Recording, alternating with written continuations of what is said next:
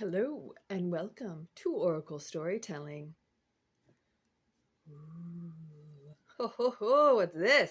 Hi, I'm Sarah of Sarah Wing Intuitive Arts. What? I just wanted to bring something in that was a little energetic as I open this Oracle Storytelling. So like I said, if it's your first time, my name is Sarah Wing.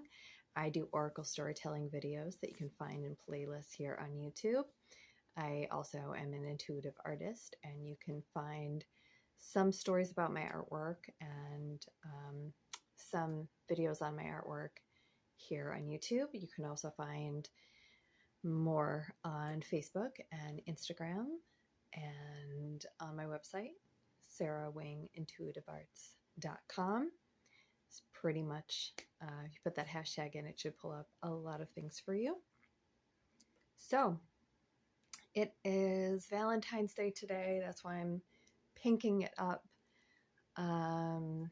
Yesterday was Galentine's Day, February 13th, which is the day to celebrate female friendship. You can just celebrate the divine feminine that's within us all. We all have a divine feminine, divine masculine within all of us. So there's that going on. And outside of calendar dates, I think most of us are probably kind of feeling like if it's not structured in a formula in our daily life, there's a lot of just confusion, uncertainty, anxiety coming in different waves, in different ways. And so I'm not going to try and sort out the mysteries of life, but I thought it'd be good to just do a video themed on love. So the most important relationship you'll ever have is, of course, with yourself. And if you're like, oh, come on, like, Sarah, I have kids. Well, you still had to be you to find your way to have those children in whatever way they came to you. Or, come on, seriously, I'm looking at my cat right now. And then I get it.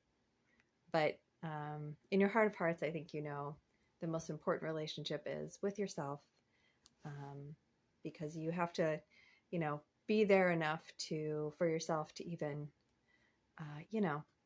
feed your cat and call it your child every day, for example. So I thought, I'd just do a video that's themed on love. And I'm going to do what I usually do, which is draw some tarot, draw some oracle. I grabbed some books, do a little book divination, and we're just going to see and play out and feel out and whatever kind of channels through topic-wise about love, self-love. Have some things that I hope I'll remember to talk about, that I've personally encouraged myself to talk about, or have gotten some prompting from friends. So let's start off. How are we going to start off? You know what? Okay, so there is let me grab. So this is the Lover's Oracle. And Lover's Oracle is, so it basically looks like it could be a box of chocolates, It's like a little box of chocolates covered in roses. All the cards have artwork on them and these heart shapes. Just thought it'd kind of be fun. Let's bring in some color. Everybody kind of like goes, I wonder what that is, gravitate towards a color. Oh, I wonder what that card looks like. Well, we'll see if your card comes out. So let's just have some loving messages to start us off, like little Valentine's candies. Let's see what we got. We got this and this. Oh, look at that. Wow. Feel like connection and one world connection. Just a lot of connection and oneness here. So let's see. So for this one, we're starting off with this message to guide us. Let there be closeness between you, but always give each other space. Love never claims, it simply allows and gives. And I heard something recently that I thought was lovely, and it was related to people who dealt with abandonment their whole life. And I know that's been a theme for me. And I mean, if you're watching, it's probably been a theme for you, or you're close with somebody, you're a sensitive person that's close with someone who has experienced, especially patterns. If you experience any kind of abandonment in your childhood, those patterns tend to, until you resolve them, repeat and relate all types of relationship dynamics. So something I heard recently, it was lovely, was talking about finding like partnership with someone, if you dealt with abandonment, who can, finding a partner for a healthy relationship with somebody you can be around all the time. You can, you know, who can just be there, be around, be with you all the time as much as possible. And they were talking about how the idea is, you know, when you're abandoned a lot, I mean, one of the things can happen is you become tied in with a lot of other stuff. You know, you can learn hyper independence. Okay, that's one thing that can happen of many. And sometimes when we learn these kind of skills, it's like, well, we know how to give. And then we get into a spiritual realm. We're like, well, I understand like my hyper independence, and I understand how to be alone. I understand solitude. I understand these things. So I also understand, then you're like, well, I understand how to give people space. But if we've been abandoned over and over and over, space might not be the best thing for us. More space. So I loved what they were talking about. Sorry, this was Teal Swan. I love what they were talking about when they were saying find a healthy relationship and a partnership where this person can be around, like can be there for you all the time. Because within this like closeness, having this closeness all the time, it helps cultivate independence. And I understand that. I do understand that. And I'm like, that sounds actually incredibly appealing. And I've gotten little tastes of it here and there in my life, but I do understand where that comes from. I do understand why that would be beneficial. And I do understand that in general, when you're cultivating one aspect, when you're cultivating one kind of energy, you're also starting to churn up another. So it's like you're always activating the opposite a lot of times. So if you're with somebody all the time, there's always this opportunity to be close and be present and be with them. It's this natural cultivation that happens where you start cultivating this energy of the opposite, which is like being independent, being comfortable, and like comfortable, secure, safe, you know, feeling in this independence, which is different than like hyper independence, which is like pushing people away, and the feeling of like, I have to do it all on my own because of typically modeling in your childhood that says you need to behave certain ways that facilitate you to learn to be hyper independent, because if you behave in the other modeled ways, you're getting these negative reactions from your parents. And those negative reactions are telling you, oh, I'm really going into a lot right now. Okay. Those negative reactions are telling you that if you want to fit in, if you want, you know, the safety and security and a sense of belonging in your family, that you can't act your normal around them. And so it's changed the way you're acting. Sometimes it can be changed the way you're acting, right? To fit in, meaning shut down you, parts of you. Or when you need to be any way of, you know, get anything done. How am I trying to say this? Anyway, basically, the hyper independence is like when you need to do things, be yourself, activate, you have to do that on your own, because when you've tried to activate, engage, and get things done within like a model family unit, you're told you can't. You can't go there for, can't go in presenting as you naturally are, and that just kind of does that ripple effect of, well, if I can't go in as myself, then I'm not accepted at this level, but I need, you know, safety, security, self-esteem. So I'm going to go in a different way, but I'm still not getting my actual needs met.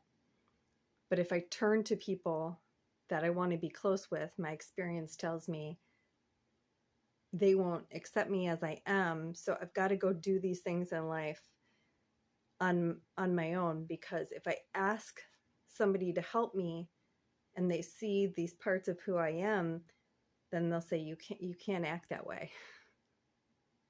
Wow. Okay. I hope that really made sense.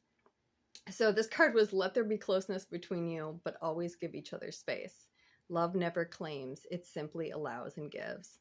So I hope at least the beginning of that made sense, to say, hey, if abandonment is a big theme for you, give space. Space is a good thing. Like if you're getting burnt out, if you're getting overcharged by a situation, if you're hitting your head against the wall, yeah, space. You know, if there's an abuse element to it, to any kind of dynamic or relationship, space. Zip. Space, whatever space can be for you. Let's get that space. But yeah, I really did like that message of, if you have experienced a lot of abandonment, finding a healthy relationship, partnership where you can be around each other all the time. And that's going to retrain, reteach these kinds of basic needs, necessities of these healthy dynamics, these things that, you know, for lack of a better word, reassure us.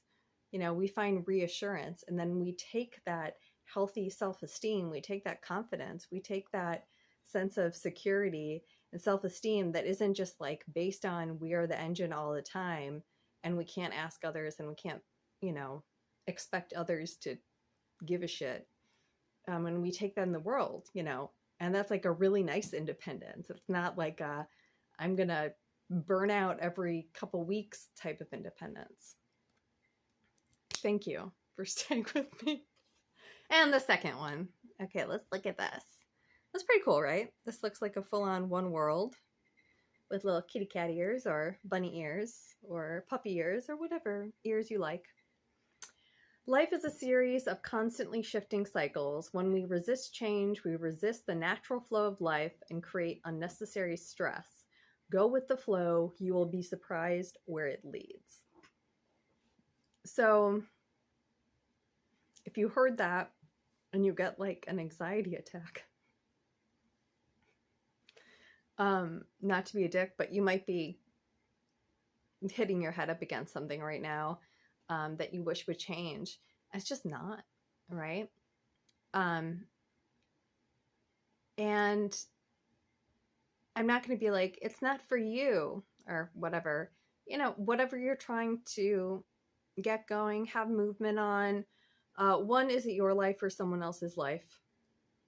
Because that's always going to be a headbanger against the door,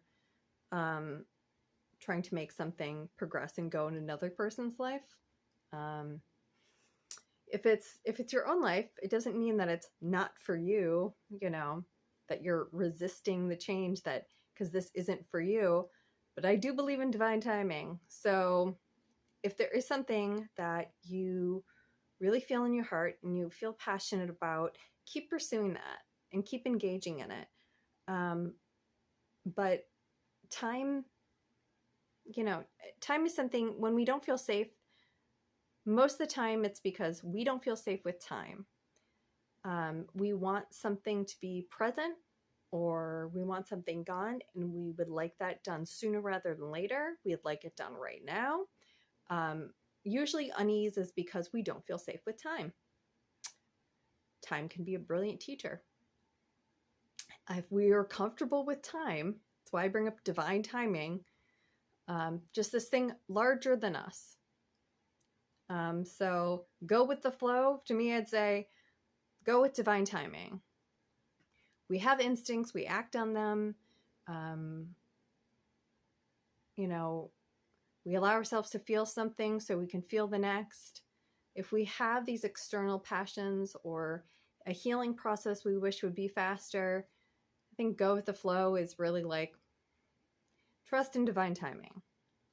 Knowing that healing takes time, knowing that the things that we're passionate about, if we keep pursuing them, eventually that time is going to be good. Eventually that time is going to cycle or cycle around multiple times until we kind of like hop on and we go, okay, let's check this out. Let's check it out over here. Let's jump on this merry-go-round and see where it leads. Let's stop waiting for somebody to stop by and, give us a push on the swings, and let's just run really fast, jump on that merry-go-round and, and see where it leads us. Wow, that's really not a great analogy. But if you've ever done that, run really fast and then like jumped on the merry-go-round. Merry-go-round? On the playground. It's the metal circular thing. And like you run, you jump really fast, and it's got those little metal bars you can kind of like hang back off of it. God, I hope somebody comments on what the correct name of that is. Because the merry-go-round, I'm pretty sure, is like the one with the horses. But on a child's playground. And I think it's still a merry-go-round, but just like made for grade school kids. Okay. All right. So we have those two messages. And I guess there was a lot stockpiled in my brain, and I hope it came out as coherent as possible. So we're going to start with the Nicoletta Tarot.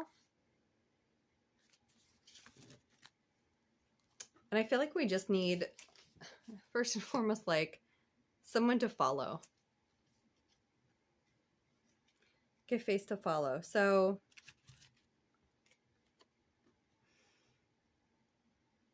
this little baby is going to help us lead our way through the rest of this reading. So we have the one of clubs, it looks like. Ace of clubs. And I'm getting very like Eve in the garden. Instead of snake, she has a little salamander. Or like the first, so like being the first somewhere, being the first facing a new experience. I'll look up the little definition here.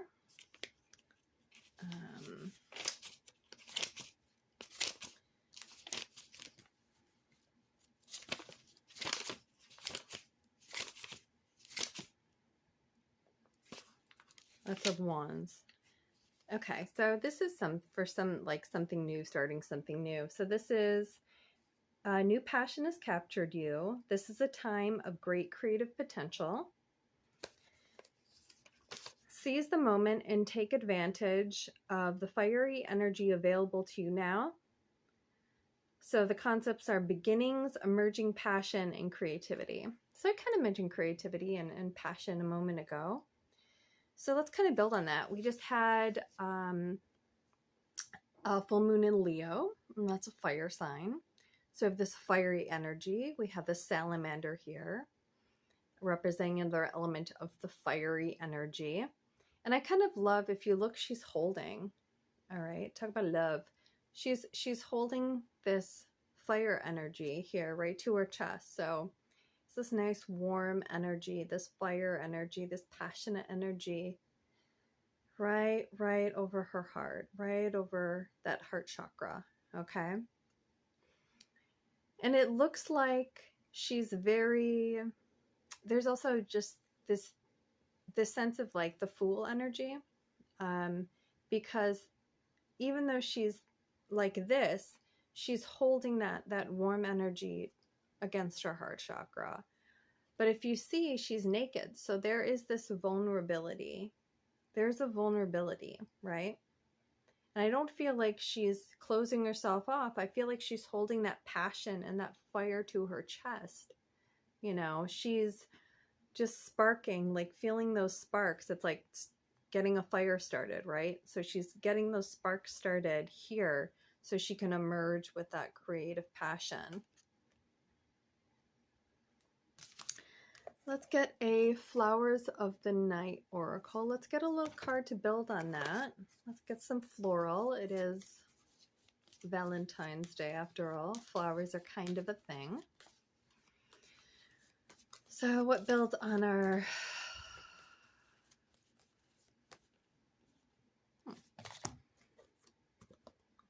Wow, these cards are basically glued together. Wow. Let's see. Oh, 3 cards. Okay.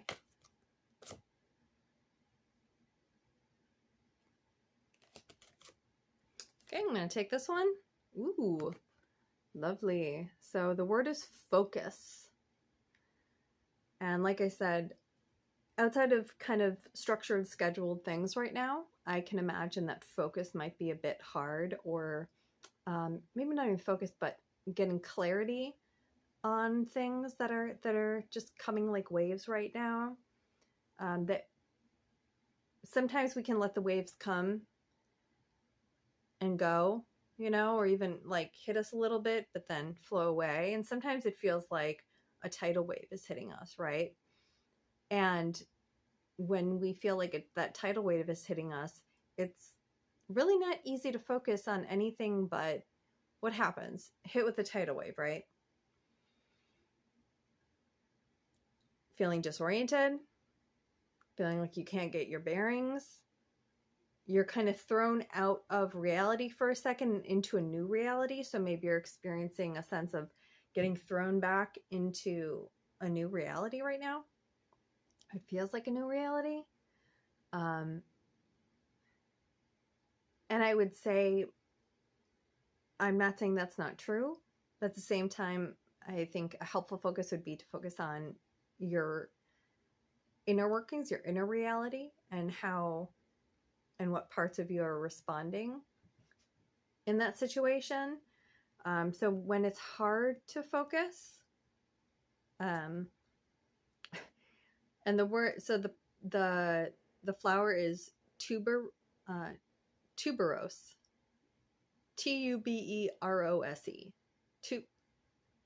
Yeah, I don't think it's tuberose. I'm guessing it's tuberose. But it's funny because for a second I saw the word tuberculosis. That's not funny, but it just makes me think of, again, so imagine you're getting, you know, the waves come and go, but then something just comes at you in life. Something hits your brain. So, you know, you just get this big download of thoughts hit you, or outside information hits you, or an experience hits you. And instead of the information cresting up and away, it floods you and you're under that tidal wave. And it just made me think of another aspect is like, also maybe you just can't get your words. Maybe you're going through a little pattern where you're like, why can't I get my words together? I'm eloquent. I can speak. But the communication just feels off. Or the way you're responding doesn't feel like you when you're, you know, can't get your bearings. You feel underwater. You feel like everything's, or maybe you just feel like stuck. And part of that stuckness is right here, is you expressing, you speaking. And you're trying to communicate. And you can't, or you can't reach people, and you're just trying to get communication. So let's look at tuberose. It's alphabetical. Let's see. Huh. I just saw Evening Star, which made me think of Venus, who is super bright in the sky right now, and who I think will be going retrograde pretty soon.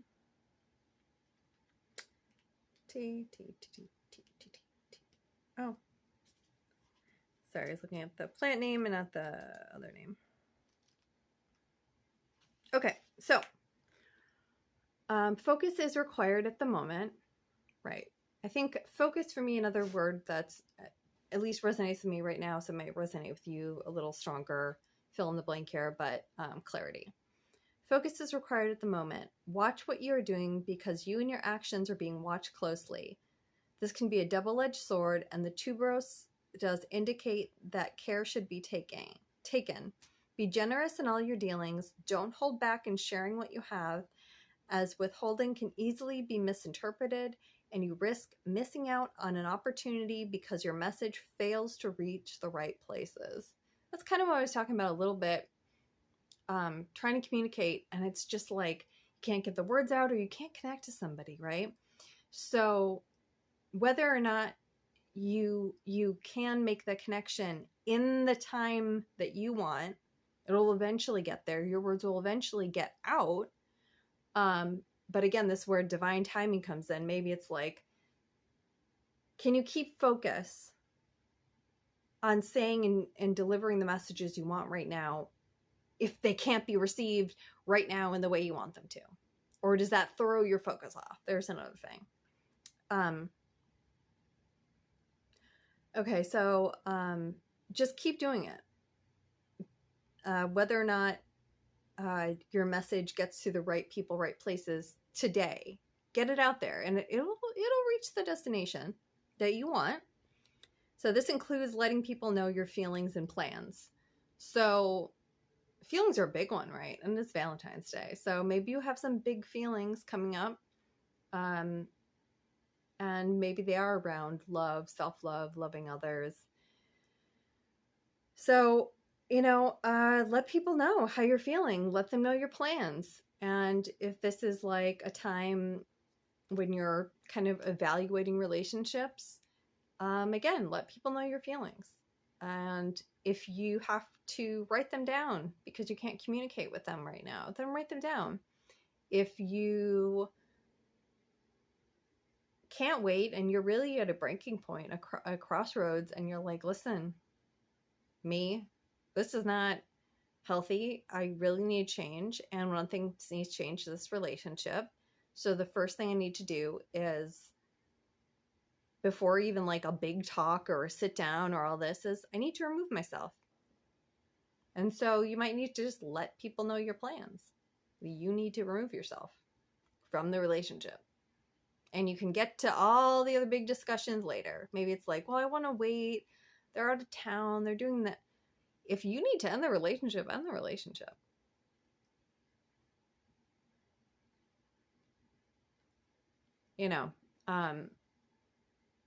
Don't do a disservice to yourself to like martyr yourself for someone else. And of course I'm talking about adult relationships.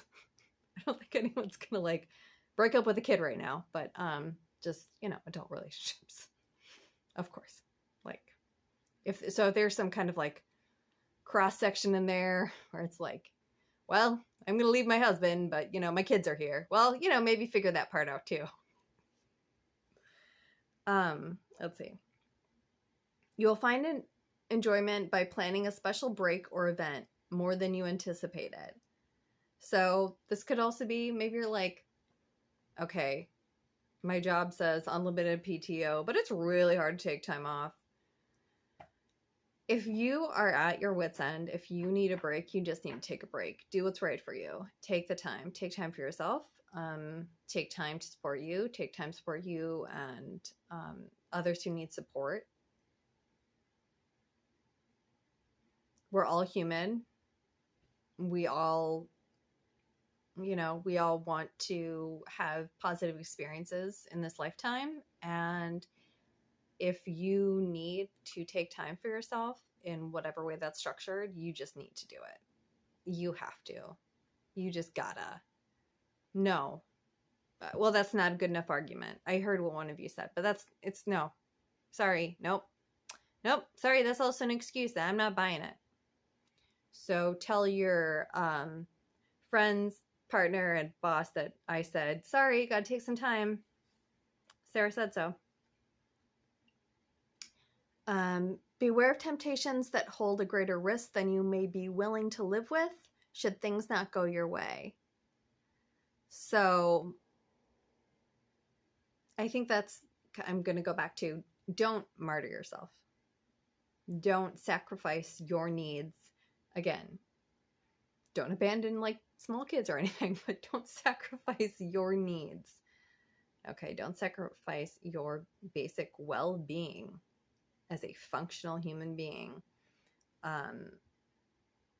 Don't put yourself in a situation, if you need space, if you need time, take it. Beware of temptations that hold a greater risk than you may be willing to live with, should things not go your way. So if something, or maybe something comes up and it's like, oh my God, this is incredible, and you've been needing a break, and what you really need is, let's say, rest, water, eating healthier foods, just like to bring yourself back to a sense of balance, to get your nervous system calmed down, feel like your adrenals aren't about to drain out. And somebody goes, oh my God, and you're not giving yourself a break, but a friend or a partner or someone says, oh, we have this thing come up. Oh my God, we're going to go do this. We're going to travel over here. We're going to go away for the weekend to this cabin. If you need time for you, take time for you. Do you know what I'm saying? In terms of, it may be a greater risk than you may be willing to live with, should things not go your way. So if you take time for yourself and you just need to recoup, it's probably going to be a lot less active than like girls trip, and you may find yourself, in terms of just basic well-being and health and wellness, sometimes we use other people as excuse. Well, I'll do that because they're doing it. I wouldn't do it just for myself, but they're doing it, so that's how I get things done in my life, is through other people. And if you know what I'm talking about, you know what I'm talking about. So my suggestion there is just to say, you're not going to be less tired or less emotionally, physically, mentally, spiritually exhausted if you taken off like girls trip or like some little pop-up thing, which is then going to put the pressure of time on you to get everything wrapped up, take the time off, get things prepared, take off, and then you're in like new situations, unless you're going to a meditation, relaxation, also do whatever the hell you want. You can leave anytime and really just kick it in all your cozy clothes, and you also have all your amenities around you should you need them. Space. That's cool, right? It's maybe not the best idea if you're going to come back more exhausted. I love just flying by the seat of my pants doing these things. All right. Well, the little thing up behind me too, in the back, was also tired and exhausted. I'm in Michigan, and the weather is cold, and it's been cold and gray and cold and very cold. And I think we're probably nearing those single-digit nights pretty soon, and low double digits. So it's just cold and gray and cold, constantly gray and cold. So sorry about that, but even pieces of fabric get tired. Do you know what I'm saying? So what was the number of that lovely card? We're going to look. Focus. I'll look up a little page number for focus and do a little book divination.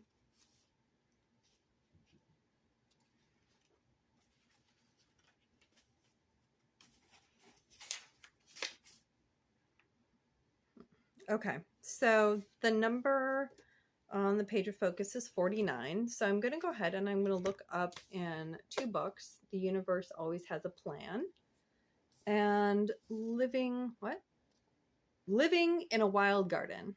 Okay, and I'm going to go to page 49. 49 or 48, those are the pages. So let's see.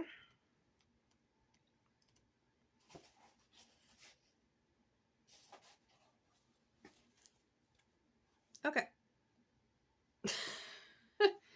All right. That's one of my favorite phrases on page 49 that I see within here. I'm sure you've heard the phrase, hurt people, hurt people. I like to say free people, free people. So what I absolutely love that phrase, because if you heard that phrase, hurt people, you might have never heard somebody give you another option of such a turn of phrase, which is free people, free people. You might ask, what does it mean to be free? Being free means you might get hurt, but you will not hurt others as an excuse for being hurt. Being free means you are here to break the cycles of abuse by saying thank you to any prospective hurt. Only the soul can do this. If any degree of ego hears these words, it is immediately frightened or repelled. As always, you can work the 3-step process outlined in this chapter. And it gives examples here of how do I feel as a result of this hurt? So instead of just lashing out in response to being hurt or, forwarding any kind of abuse, being introspective, let's say, how do I feel as a result of this hurt? What is the opposite adjective? Oh my God, I love this. This is exactly what I was talking about before, probably in a messy way, but so it's how do I feel as the result of this hurt? What is the opposite adjective? And 3, thank you for helping me cultivate this quality of my soul's potential. So you're always cultivating the opposite. If we go through, let's say, devastation, and this might not be the opposite for you. It's like we go through something devastating. As we're going through that, we're actively, and I'm assuming I'm speaking to somewhat sensitive, empathetic people here. We're cultivating the opposite. So we're cultivating compassion. If you think about those really things that hard things that have influenced your life in ways where you go, that was such a negative thing and I went through that. Think about if you were to come across someone who has, let's say, suffered even in an extremely similar way. Would you not have so much compassion cultivated for that person's experience? So when it says, how do I feel as a result of this hurt? What is the opposite adjective? And then thank you for helping me cultivate this quality of my soul's potential, because we are cultivating it. It's basically the idea of being able to go, oh my God, this person said this. I know how you feel that. You've been through it and you have compassion for that person. Sometimes it's, and it kind of starts with that, like, oh, just like you, I too. So I have cultivated compassion around that. And I have compassion for you, right? And sometimes, we have varying degrees of compassion for ourselves, even in a way where we know how to show it to ourselves around those situations, but this really hard things. But it's so evident that we have cultivated a compassion when we speak to others. We hear others have gone through it. We can say, express compassion in our heart to them. Or if we overhear it or we hear it directly, but we don't know how to express compassion to ourselves around something, maybe we still can, we feel that compassion. Even if we can't put words and say and express to ourselves or someone else, we hear it. And it's like, we feel that, we feel it, and we have compassion for what someone's going through. We've been there. We know what that's like. Think of any kind of ailment. Like the most basic thing. It doesn't have to be a severe disease. Like if you've ever, you broke a bone and somebody's talking about breaking a bone. Oh my God. It doesn't even have to be the exact bone, the exact way that you broke it, but it's just, you could just see somebody in line at a store and you can see them in some kind of cast, and you're like, oh, and you have empathy for that person because you're like, it could be totally different body part. You know, you don't know their life experience from anything. You will never know the story of how they broke that bone, but you've cultivated compassion around that, right? So even when, yeah, you go through something like you break your arm, you see somebody with like a broken leg, you're like, oh man, yeah, I remember. And it's not like you have to, excuse me, sir or ma'am, excuse me. I just want to tell you my story and that I totally get it. But you know, you feel that because you've cultivated through that experience, cultivated compassion. I'm not going to read that next part. It might throw some people off, but all right. So let's see, 40, we said 48 or 49. I'm going to do a reading from Living in a Wild Garden, which is this beautiful book. Roger Banks lives, I'm just reading a little book check here. Roger Banks lives quietly at home in Fife, where he enjoys his garden of edible weeds, poisonous flowers, and threatened wild species. The garden is often seen on television and is open to the public every other year. He paints for the National Trust, the National Trust of Scotland, the National Wildlife Trust, and many other country trusts, and regularly exhibits his work. Since we did mention passion and being creative, you know, I just thought I'd read that little blurb on this gentleman. And the book is from, what year is this? So it's 1980. So if you're looking up this person, you might not find tours of the garden in Fife or even a garden in Fife anymore. But beautiful. Some beautiful stories and illustrations. I think that's so cool. Imagine if we all did a book. I think it's so cool, so personal. Imagine if like just our environment, one place in our environment that we utilize, that we're expanding, that we're growing. Imagine if we, each of us wrote a book chronicling like little stories about it, but also drawing pictures. I'm sorry, it's just, how fucking cool would that be?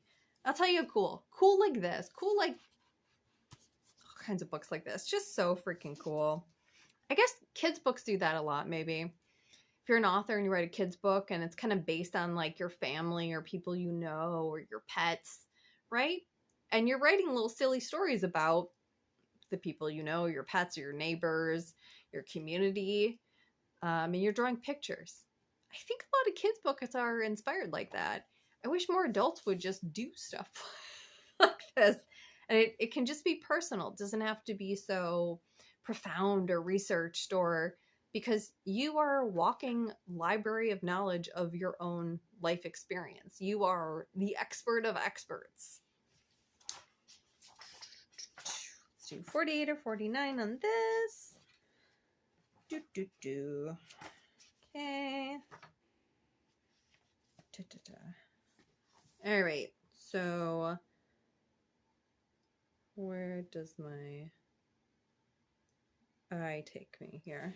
I'll just, because there's a lot in here, so I'm just gonna, where do we need to go? Pink purslane. Pink purslane. I'm sorry, that's just kind of a badass name for a plant. Pink purslane? Purslane. Somebody named that. Good on them. Pink purslane was another little plant, only 6 inches high, which I found growing in the woods here in such profusion that when it flowers in May, it gives an illusion of pink ground mist. Really? Pink ground mist. So this pink purslane, when it, oh my God, when it flowers, it gives an illusion of pink ground mist. Like a misty pink rises. That's amazing. Wow. People find it difficult to be sure of its identity because it's really an alien from America. One, love alien, or just that word in general as it relates to galactic stuff. But kind of just funny right now in America, but because it's really an alien from America, and many books give it under different names. So it only arrived 100 years ago, but it's already settled securely in the wetter parts of Britain, which aren't too acid and cut off from easy distribution. So if you have it at all, you'll have enough to pick. So it grows very energetically. Here's a lot. February to March, it is not too early to go out into the wood gathering its pleasantly tangy shoots just when fresh material for salads is hard to come by. Oh my God. Okay, so this has a million different names. It was an alien transplant from America to Britain, and it grows like wildfire. If you have some, you have enough to go around and pick, and is good in a salad. So let's see if he did a picture of the pink. Come on. Dillo Wild. This is an illustrated book. So I'm hoping I could find just a little picture of the pink. The pink, pink, pink, pink. Oh boy. Unless that was the illustration. Well, okay, I guess they're done in black and white. The rest is color, but so we have these little guys here and this here. I think this might be them right here. Left cheddar pink, right maiden pink. You know what? I'm covered in pink. I got pink behind me. I got pink on my face. So I'm saying we're going with these two pinks, the cheddar pink and the maiden pink. So what's the takeaway from that? Well, takeaway from that is maybe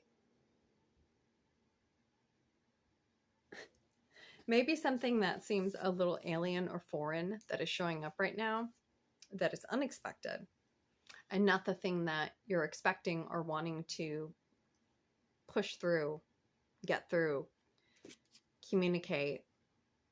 The point you're trying to get across, person you're trying to talk to right now. Again, put the messages out there, write them down if you have to, and wait until the appropriate time to speak to somebody in the future when the time is right. Or, you know, send off a message, an email or something, a communication, and the divine timing, let them respond in their own time. But maybe in the meantime, when you're waiting on the things that you feel like, oh, I have this sense of focus. Like, I know. So you're like, yeah, I know. You know, kind of understand that. Make the delivery kind of like deliver. You get the message, hoot it out, deliver. But don't just focus on the thing that you're praying on, the thing that is your fixation, your intention, the thing you want to, thing or person or thing you want to speak, communicate with. Deliver the message however you can, whether it's you need to set it aside and write it down before, if you need to verbalize it face to face. But then kind of observe what's around you. Observe, is there something that might be worth paying attention to that's really not what you were looking for, really not where you want your attention to be, your focus to be, your communication to be, but this kind of alien thing, this new thing in your environment, this transplant that just appeared, person, thing, situation, experience, just kind of pops up. And it pops up maybe like it's a snowball effect, like once, twice, and it just keeps going. Or maybe it's something that, you know, you pay attention to. The more you pay a little more attention, it just propagates. Like it's just like growing like wildfire. It's all around you. And you're like, whoa, whoa, whoa. And it might be a little unsettling, but it might turn out to be something that is really delicious, something you can really engage with, you know? Just like this, that pink purse slipper, well, that one.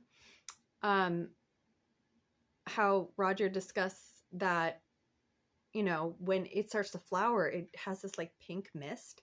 And so maybe it's a little like, hey, what's that thing? Oh, that's weird. Oh, that looks a little weird, because you're seeing like this thing that was planted that's just kind of alien to you, right? That just in your mind just showed up, just sprouted up. And when it sprouts up, it's like, it looks a little crazy. You're like, what? Like the flower has this little mist around it. You're like, is that safe? This thing pops up and you're like, what the hell? What's that about? But if you engage with it, you might find that there's like more and more within it. You know, it's that thing that keeps on propagating, keeps giving. So maybe it's a very strange thing. Once you approach it, open those doors, you're like, wow, there's actually a lot more in here. And some things that maybe feel a little more familiar, some things that don't, but maybe it's just going to pop up some very interesting, surprising things. And as Roger mentions, one handy thing about that flower was it's great for a salad. So maybe there is something within this strange thing or person or this kind of alien thing that's alien to you pops up. But once you explore it, maybe there's a lot in there, a lot to engage with, a lot to communicate with. You know, I think of food, I think of like communication. It's this communication with your body. So your body is like, okay, well, I wouldn't normally like maybe even talk to these people I'm talking to or go to this place I'm going to, but it's feeding this kind of communication in my body, and I'm feeling the more I'm around this environment, hey, I feel, you know, I actually feel pretty fine. I'm adjusting pretty easily. Yeah, I'm feeling good. It's just different. I'm just having this experience. My body is taking me to this place, talking to a person or people, and oh, it's just a different experience in my body. So it, and you find that maybe it gives you the same kind of nourishment that you were looking for when you're trying to communicate and connect with a certain person or place. That just, again, that divine timing just isn't here right now. And instead of beating your head against the wall and cursing their name and cursing everything else, you find that, yeah, you still want that connection. You still want to communicate what you need to communicate, sure.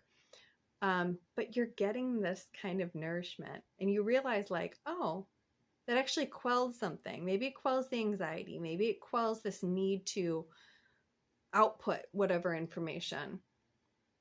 But yeah, so those are some thoughts. Like I said, it is the dead of winter here, and it's very cold, and it's gray all the time. It's very cold and gray. And there's just a lot cloaked in, I don't know, outside of just any like set structures you may have, I may have. I feel like there's just a lot of uncertainty.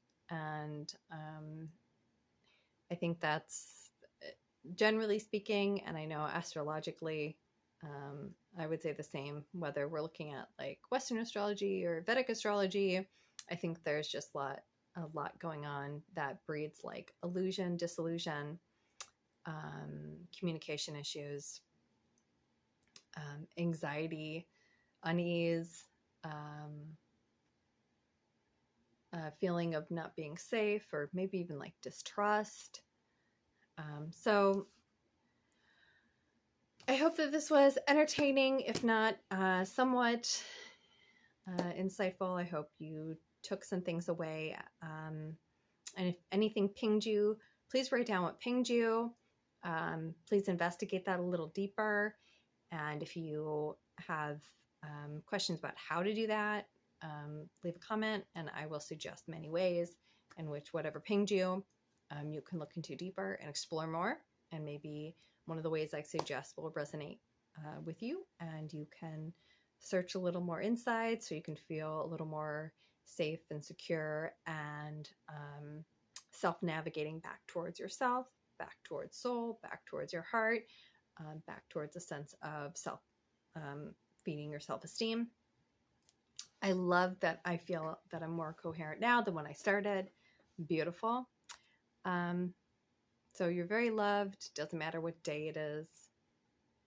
I mean, in general, sure, it matters, but you're loved every day. You're infinitely loved, and just being yourself, you are enough and you are always worthy. You have innate worth and innate value, and you don't need to do a damn thing to gain it.